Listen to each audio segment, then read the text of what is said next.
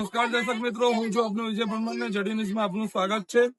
ચાલો મારી સાથે હું તમને બતાવું ઇન્ટરનેશનલ ફ્લાવર શો 2026 જે અમદાવાદ રિવરફ્રન્ટ ખાતે આયોજન કરવામાં આવ્યું છે, જેમાં મહાભારતને લઈને શ્રી કૃષ્ણને લઈને થીમનું આયોજન કરીને જાણીતા એવા હાસ્ય કલાકાર મયુર વાકાણી, તારક મહેતા કા ઉલ્ટા ચશ્મા, જેમને 20 કરોડના બજેટ પર સરસ મજાના ફ્લાવર શો નું ચાલો મારી સાથે નજર કરીએ। Ahmedabad international flower show 2026।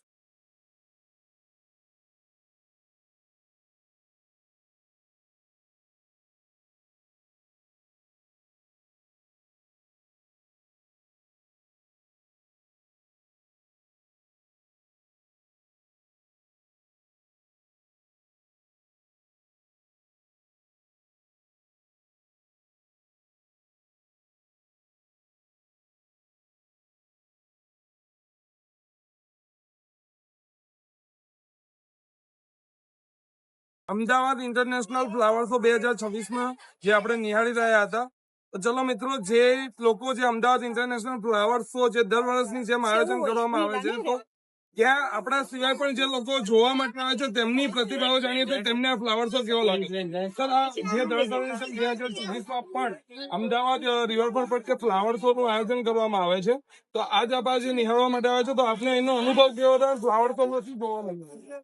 બહુ સારો અનુભવ રહ્યો, બહુ સરસ બનાવ્યું। અંદર જુદા જુદા પ્રકારના ફ્લાવર છે, અંદર બહુ સારા ફૂલો રાખેલા છે, અંદર મેટ્રો ટ્રેન બનાવી છે, એના પછી બહુ ભગવાનના બી સારા સારા ફ્લાવર થી એમને ભગવાન બનાવ્યા છે। અમે અહીંયાથી ફ્લાવર પણ આ પરચેસ કરીને આવ્યા છે।